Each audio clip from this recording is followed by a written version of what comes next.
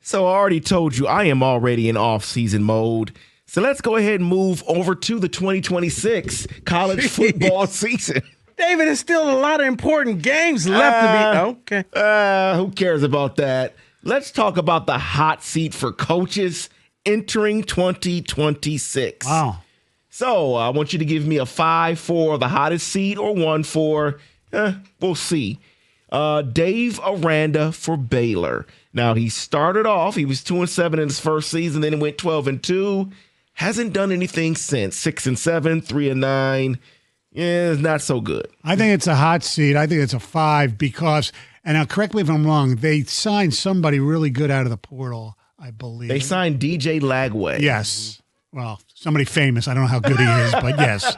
So, yeah, if he can't succeed. Missed another bowl. Yeah. Yeah, I would probably say I'm at a 4 or 5. You're in the Big 12, not a powerhouse team in there. Somebody's got to rise up. I thought Baylor would become that new powerhouse team. Yeah, I think this is going to be it for him. And he did give up play calling duties to the new coordinator, Joe Klanderman. So that may be the sign that, you know what, you give up duties and you still fail in a season, you're probably out of here. Now you know you're desperate if he hires Connor Stallions. Well, let's get to the next one here. Bill O'Brien at Boston College.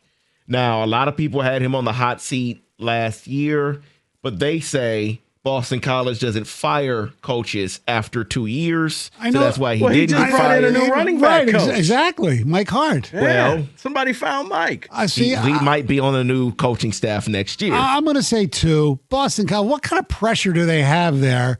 As long as they're competitive, I think people are happy and can give Notre Dame a good game. They were You're right. 7-6. Right. They don't fire people that quickly. And I think, Stoney, I think Bill O'Brien came in with higher expectations. Yeah. When Boston College hired him, the fan base was like, yes, we got somebody that's going to help us win titles. And I'm going to say, David, the seat is going to be hot for him because Cignetti has changed the game. You're not allowed to have all of these years anymore. So this would be what, year 3, if I'm not mistaken? It would be year 3 because he went 7-6 in 2024 and then went 2-10 because of the QB issues, losing a QB, but he didn't get a QB good enough to run his team. So I'm going to say probably I'm going to put it at a 3. I'm putting it at a 2. I don't think they care enough in Boston College to fire him. Okay, well, do they care enough at this next program? It is Florida State, and it is Mike Norvell. I think it's 4.5, 4 to 5. Yes, I mean the fact that he even came back for this year shows that they gave him a little patience. This is it, buddy. It's a 5, and you know what made made it 3-0. No, but you know what made it a 5? Even though David's already moved on from this season, Miami playing in the national title game. You got to think that the president, the AD, and all the boosters are like, these SOBs are in the title game, and what are they doing? We're spending money here. And Florida fired their coach, right? So 5. Yeah, they lost 4 straight, and in that 4 straight, one of them was to Miami, finishing 5-7. I mean, this David, year. Things hit different in the state of Florida. Yes, like those 3 teams, they all position themselves on what the others have done.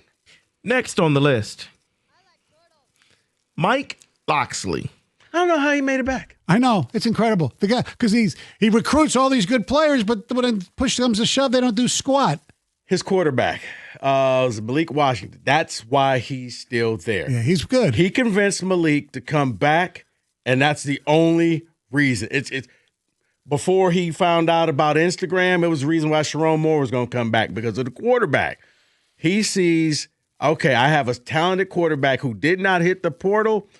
They're going to give him another year. But, yeah, I was fully expecting him to be fired I thought he was going to get fired after he lost here at Ford Field. The easiest money is betting on Maryland the first 4 or 5 games of the season, and then they just go and then you know what. Yeah, Maryland and Northwestern are 2 teams. They start off and then fall off a cliff. And I also give you a sign of bad things to come because the school decided to retain him, and they said they would commit more money to NIL to support him. What does that usually mean? We supported you. You better win. Failed. Yes. You didn't. You're fired. Here's a check. Go buy real players. Do what A&M did and Texas Tech did, or you're gone. Have it build a new stadium, a real stadium. You don't like that stadium? No. Really? It's okay. I mean, what do you expect? I know. I mean, it's. I know. I was Stoney, there. as you know, that's a pro football area. You got the Ravens, and you got the Commanders. I know.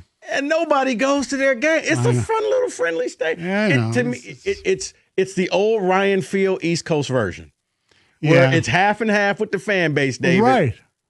You're absolutely right, because I was there for a Michigan game, and it was like mostly Michigan fans. Yeah. But when I worked there and covered the Boomer teams and those teams, they still didn't really support them the way they should have. No, they never will. So we're going to close it out with the last one here, and it is Shane Beamer down in South Carolina. All he does is bitch about things. Yeah, you know what? I'm going to say this is a 5. I think Beamer should have left and took over the Virginia Tech job that he didn't want. But I think expectations are going to be high. You're in the SEC. I think if you don't win this year, he's gone.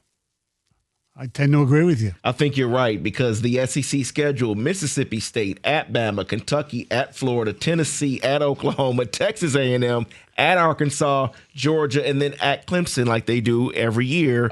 2 words for Indeed. Well, 3, Indeed.com. There you go. You're not going to make it through this, Shane. No. Yeah, that's rough when you win against Kent State and Towson, but then you're done. That is your College Football Blitz 97.1.